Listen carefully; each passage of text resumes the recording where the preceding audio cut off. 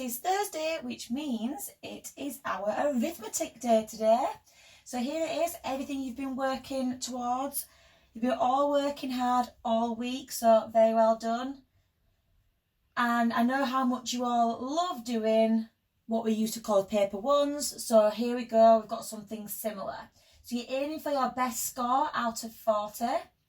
And the more of you that complete your task, the more feedback that I can act on, so the more help that I can give you tomorrow. So your first set of questions are addition and subtraction questions. I'm not going to give too much away. I'm just going to model how to do one of them. I'm going to see what you guys can do on your own. So here we go. Let's have a look. So we've got blank. We've got something.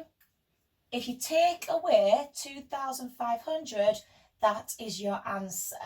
Okay, so this here needs to be a big number for us to take off that number to get to a smaller number.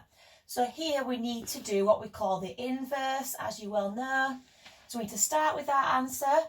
We need to add, and I know lots of you can probably do this in your head. Add on our 2,500. So you start with your answer, add it back on to get to your original number. Okay? And like I said, you could check it with your column method, but lots of you will probably be able to do it in your head. Then you'll input the answer into the box. Okay, so your second page consists of some multiplying and dividing problems and some square numbers and cube numbers. So again, I'm not going to give too much away. I just want to see what you can do by yourself. So before you do the second page, yesterday's video will be very, very helpful. And my lesson for Monday, dividing and tidying by 10 and 100, will be helpful. And also all the fraction work that you did with Mr. Fox, we're going to see if you can remember as well, because that is going to play an important part. So one of the questions looks like this. Okay, so we've done these in class. So we set it out 1.85 times. Now we always say that the ones column, okay, it would fit under the ones column like so. We've got 1 there and 4 ones there. But when it's a decimal, there's an exception to the rule. So don't forget we put the 4 over here. But remember that is still 4 ones. Okay, and then you just times it like you normally would. So we do 5 times 4, which is 20. 8 times 4, which is 32. Add 2 is 34.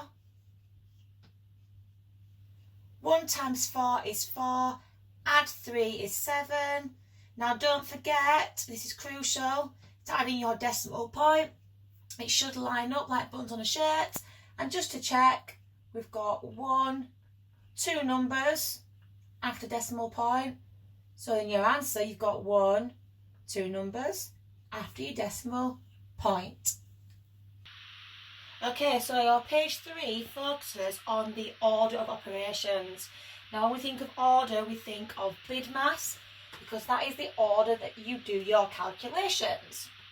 Okay, if you can't remember what BIDMAS stands for, then we're going to go through it now, but you could always Google it.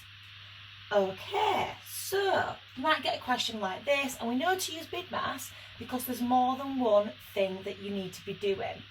So do we have any brackets? No, we don't. Brackets always come first.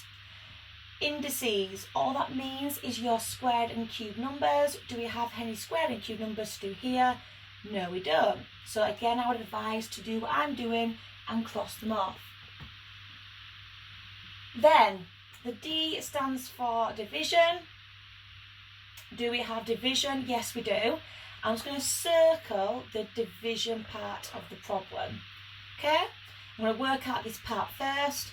So 60 divided by 4, if I half it and half it again, I know it's 15. I'm also then going to rewrite out the rest of it. Add 8 times 2. Next one, M stands for multiplying. Do I have any multiplication now? Yes, I do. Here. What is 8 times 2? 16. And rewrite the rest of it out in the same order. Don't start switching numbers around. Finally, adding. Yes, we've got an add. And we know that in our head we could do 10 add 10 is 20. 5 and 6 is 11. Add them up, 31. Okay, your final page are your written methods. So again, yesterday's video will be very, very helpful for this. The only one that you might get stuck on could be something like this. Okay, but we know that times in 2 just means to double that number. If you want to check it using your written method, then like I've just shown you before, if you write it out, don't forget the 2 goes under there, the decimal here. And if you work through it, 9 times 2 is 18. 5 times 2 is 10, add 1, 11. 3 times 2 is 6, add 1, 7. Decimal point, 3 times 2 is 6. Okay, so that's all for me for today. If you want to time your arithmetic test, then you can do. If you want to time yourself for 30 minutes, you're trying to get your best possible scores, and tomorrow I'll be recapping as a whole year 6 what were the trickiest questions and what were the questions that had the lowest percentage scores on. Okay, good luck everyone, and we can't wait to see how well you all do.